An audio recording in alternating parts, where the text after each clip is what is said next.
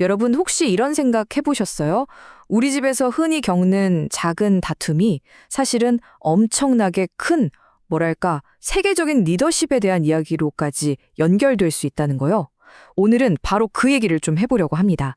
천공강연에서 다룬 그 놀라운 연결고리를 한번 따라가 보시죠. 자, 모든 건 정말 이 단순해 보이는 질문 하나에서 시작돼요. 아니, 왜 우리 엄마는 딸인 나랑 올케를 이렇게 다르게 돼야지? 혹은 왜 시어머니는 자기 딸이랑 며느리인 나를 이렇게까지 차별할까? 우리 주변에서 정말 많이 들어보고 또 겪어보는 이야기죠. 네, 그래서 첫 번째로 짚어볼 부분은 바로 어머니의 이중잣대입니다. 여기 한번 보세요. 상황은 똑같아요. 남편이 아내한테 잘해주는 거. 그런데 그 아내가 자기 딸일 때랑 아들의 아내, 그러니까 며느리일 때랑 어머니 반응이 완전히 다르다는 겁니다. 딸이 대접받으면 아이고 우리 사위 최고다 하고 칭찬할 일인데 며느리가 대접받으면 이게 그렇게 속상하고 화가 나는 일이 되는 거죠. 정말 신기하죠? 바로 이 지점에서 우리가 생각하는 도움이라는 개념을 완전히 뒤집어 버립니다. 그냥 상대가 해달라는 대로 다 해주는 거, 그건 진짜 도와주는 게 아니라는 거예요. 오히려 나쁜 습관, 나쁜 근성을 만들어줄 수 있다는 거죠. 그리고 더 무서운 건 그 결과가 결국 다 나한테 돌아온다는 겁니다. 부메랑처럼요. 자, 그럼 두 번째 주제로 넘어가 볼까요? 바로 독립의 의무입니다. 사실 이 모든 문제의 근본적인 원인이 바로 여기에 있다고 봐도 과언이 아니에요. 그럼 그 독립의 기준이 뭘까요? 아주 명확한 숫자를 제시하는데요. 바로 30입니다. 30살. 이건 거의 철칙 같은 거예요. 일단 부부가 30살이 넘었다? 그러면 부모로부터 완전히 독립해서 두 사람의 문제는 두 사람이 알아서 해결해야 한다는 겁니다. 왜냐하면 그때부터 계속 부부 문제를 부모한테 가져가기 시작하면 인생이 꼬인다는 거죠. 그때부터는 온전히 부부 둘이서 머리 맞대고 연구하고 풀어야 할 숙제라는 이야기입니다. 자, 세 번째 파트입니다. 성장을 위한 청사진. 그렇죠. 독립이라는 게, 자, 오늘부터 독립! 한다고 딱 되는 게 아니잖아요. 그래서 이 철학에서는 아주 구체적인 성장 로드맵, 일종의 시간표를 제시하고 있어요. 여기 나오는 이 타임라인이 정말 흥미로운데요. 일명 3, 7, 21 법칙이라고 할 수 있겠네요. 보세요. 7살까지는 부모가 아이를 이끌어주는 시기, 그리고 7살부터 14살까지는 부모가 30% 정도는 아이랑 상의를 해야 한다는 거예요.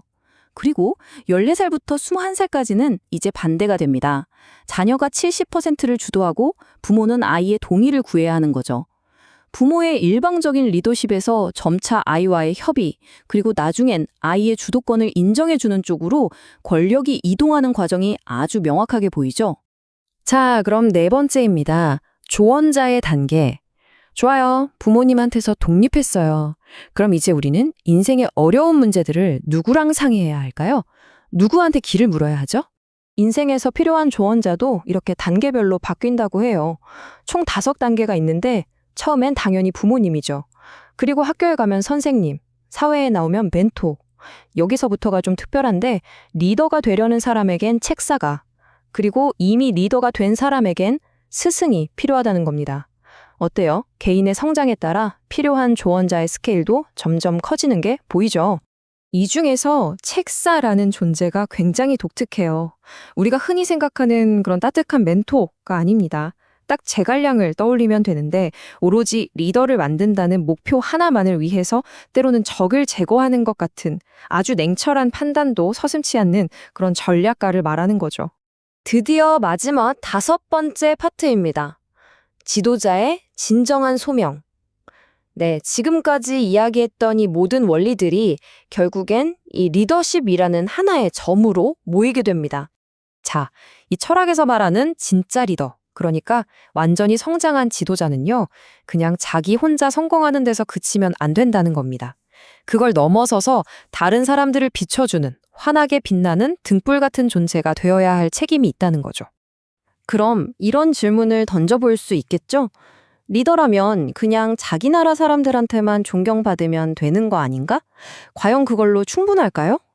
리더의 영향력은 어디까지 뻗어나가야 하는 걸까요? 결론은 이겁니다. 진짜 리더의 최종 목표는 바로 모든 인류의 존경을 얻는 것이라는 거죠. 특히 한국의 기업가나 정치 지도자들은 천손, 즉 하늘의 자손이기 때문에 우리나라뿐만 아니라 전 세계에 기여해야 할 의무가 있다는 거예요. 그래서 단순히 돈 벌려고 글로벌 시장에 나가면 결국 실패할 거고, 세상을 위해 봉사하고 존경을 얻기 위해 나아갈 때 그때 비로소 진짜 성공을 거둘 수 있다는 겁니다. 자, 이렇게 해서 우리는 아주 사소해 보였던 가족 문제에서 시작해서 세계적인 리더십이라는 거대한 이야기까지 한번 쭉 따라와 봤습니다. 어떤가요? 이 거대한 프레임워크가 지금 여러분의 개인적인 삶과 또 우리가 추구해야 할 더 큰 목적을 연결해주는 하나의 단서가 될 수 있을까요? 한 번쯤 생각해 볼 만한 질문을 남기면서 오늘 이야기를 마무리하겠습니다.